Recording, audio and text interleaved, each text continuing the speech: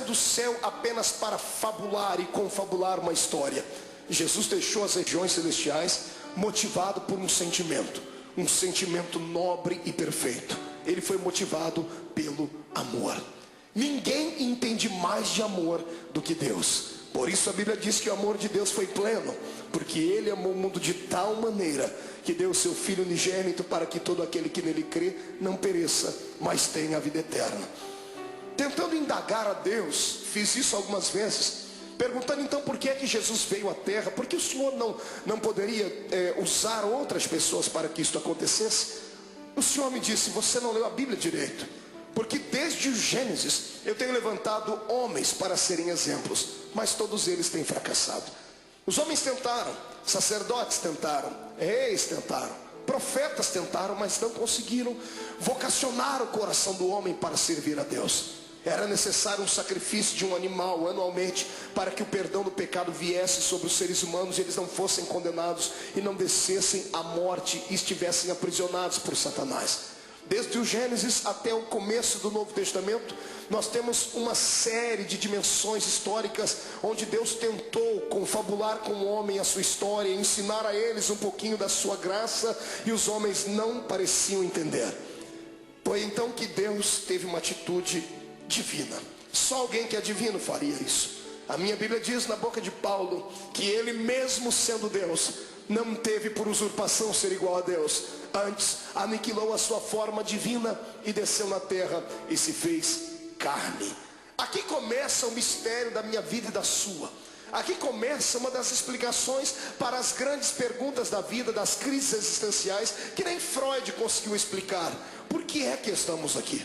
Todos nós fazemos parte de um plano majestoso e maior, de um plano que não nasceu na mente de homens, nasceu na mente do Todo-Poderoso Deus. No meio do caminho houve percalços, houve bloqueios, e Deus então, para reconstruir a sua história, o seu plano original, Ele teve que sair do céu e vir ser um entre nós. A minha maior alegria como homem nesta terra, como pregador do Evangelho, não é ter viajado por mais de 40 países do mundo. A minha maior alegria não é passar pelas ruas das cidades e ver um crente me reconhecer, ou saber que Jesus me deu um ministério abençoado. Não, a minha maior alegria se consiste nisso, em saber que eu tenho alguém lá em cima no céu, que para poder entender as minhas fraquezas e falhas, teve que sair de lá e vir experimentar um pouquinho desta vida triste e pequenina dos mortais. Amados, para que eu e você não fôssemos destruídos, destituídos, amassados e jogados dentro de um buraco, Jesus teve que sair lá de cima para tentar compreender a nossa falibilidade. Eu falo isso com propriedade, porque o Deus que está acima do céu nunca pecou, nunca sentiu dor, nunca foi desprezado a ponto de sentir náuseas e vontade de morrer enquanto estava lá em cima no céu. Eu penso que o próprio Deus falava com o Filho e com o Espírito Santo lá em cima, dizendo: por que será que esta raça humana não conseguem ser aquilo que eu quero que eles sejam? Se você pegar o Velho Testamento e ver o pensamento de Deus, se você torcer as páginas do Velho Testamento, vão sangrar, porque o Senhor havia ditado a sua lei. O homem que não pudesse caminhar junto com ele era logo destituído. O homem que não pudesse ser santo era logo morto. Veja o Deus do Velho Testamento trabalhando, abrindo a terra, engolindo homens. Por que é que Deus trazia morte e o terror sobre o seu povo? Pensava ele que aqueles que permanecessem vivos, olhando aqueles que foram punidos, se converteriam, seriam mais santos, seriam mais produtivos. E Deus via que, pelo contrário, aquilo parece que trazia, ao invés de temor, trazia ira no coração dos seres humanos. E alguns, por pura rebeldia, tratavam logo de desmerecer a Deus e de serem inimigos dele. O Deus do Velho Testamento tentou, ele fez de tudo que estava na sua mão para fazer, e até o ponto dele chegar no céu, sentado no trono, e dar um grito sobre aquilo que Isaías escreveu no seu livro, gritando bem alto: e agora? A quem eu enviarei?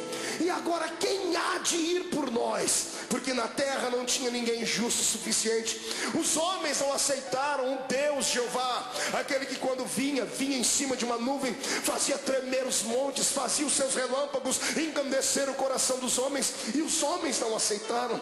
Então o Senhor está no céu, tentando encontrar uma nova maneira de atuar, e a maneira foi aquela mais talvez não pensada, mas que chegou a chocar o próprio Deus. O seu filho, sentado à sua direita, se levanta e diz: Pai, está chegando a hora então de nós tomarmos uma atitude divina, está na hora de fazermos algo transcendental, está na hora de eu deixar o meu trono e virar homem de carne e ser um como eles são, para eu poder entender o que eles passam, para eu poder saber o que é que leva esses seres humanos a chorar, a sentir dores, porque é que eles têm tanta facilidade em se curvar diante dos problemas, porque é que eles ficam deprimidos. E é isso que Jesus faz. A transferência do céu para a terra não foi apenas um ato da legalidade divina, foi um ato imortal de Deus. Deus se fez carne para vir aqui entender a minha vida e a sua vida. O que eu acho mais lindo é que Ele entendeu. Ele passou pelos mesmos vales que nós passamos, Ele passou pelas mesmas sombras que nós passamos, e o mais importante, Ele venceu. Ele deu para nós um exemplo dizendo: é possível passar pelo vale e se levantar lá na frente, é possível andar de cabeça baixa, mas daqui a pouco erguer a sua cabeça, porque o ser humano é imagem e semelhança de Deus. Eu não prego nessa noite para um público comum de derrotados, eu prego para homens e mulheres de carne e osso, mas que tem uma essência divina dentro deles. Eu olho para fora e vejo a embalagem, mas o conteúdo desses que me ouvem é um conteúdo transcendental. O Deus eterno que criou o universo pela força do seu poder e pelo poder da sua palavra o sustenta, habita dentro desse homem e desta mulher que está aí do seu lado. Quem acredita nisso, ergue a mão para cima e glorifique a Deus.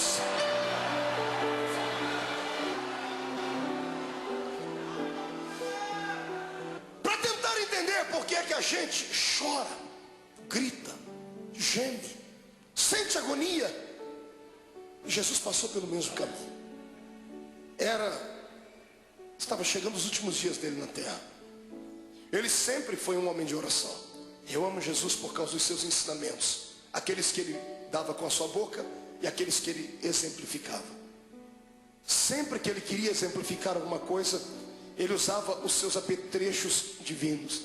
Todas as vezes que ele operava um grande milagre, ele se escondia no meio do mato para orar. Diferente dos seres humanos do século 21. Toda vez que temos uma vitória, a primeira coisa que fazemos é ir para um restaurante comer uma boa picanha. Fazemos festa, não é verdade? Fazemos uma viagem, prendemos uma ida até a beira da praia. Jesus sabia do perigo de se ter uma vitória. Toda vez que você tem uma vitória, o seu arqui-inimigo fica furioso muito mais do que antes, e ele vai preparar uma luta pior ali na frente. E se você não se preparar e não estiver com o seu espírito pronto, você pode sucumbir ali na frente. É por isso que todas as vezes que ele tinha uma vitória, ele se separava e ia para o monte orar. Nesse dia, foi um dia diferente. Jesus acordou melancólico, entristecido, porque ele não era apenas Deus, ele também era homem. Era homem sujeito às fraquezas. Quando ele se destituiu da essência da glória, ele se revestiu da nossa humanidade. E ele tinha um problema que eu e você não temos. Mesmo sendo homem, ele tinha o poder de ver o futuro, porque ele era homem, mas também era Deus. Ele tinha a sua natureza humana, mas também tinha a sua natureza divina. A sua natureza humana dava a ele condições de sentir sede, ao ponto de pedir para uma mulher: me dá água porque eu tenho sede. Mas a sua natureza divina logo se impunha, e ele mesmo dizia à mulher: mas se tu soubesses quem fala contigo, você pediria água para mim, e eu te daria uma água que você beberia e nunca mais tornaria a ter sede. Na sua natureza humana, ele se cansou um dia na polpa do barco, dormiu e relaxou, ao ponto de Satanás se levantar e quase afundar o barco. Ele estava cansado, por isso dormiu. Mas quando se revestia da natureza divina, ele olhava para o mais miserável pecador e gritava no ouvido e no coração dele, dizendo assim: vinde a mim, vós, os que estáis cansados e oprimidos, porque eu vos aliviarei. Nessa manhã, o lado humano dele estava tranquilo, porque não enxergava o futuro. Mas o lado divino pregava peças nele, porque ele enxergava além daquilo que os olhos humanos viam. Mesmo sendo homem, ele continuava sendo Deus. Ele tinha percepção de algumas coisas do futuro. E dessa manhã, quando ele acordou, ele sabia o que ia acontecer. Sabendo o que ia acontecer, ele não sorri. Ele não conta uma história comum, porque ele era um homem como nós somos. Ele convida os seus discípulos nesse dia. Todas as vezes que ele ia para o monte orar, ele levava só 3. Era Pedro, Tiago e João.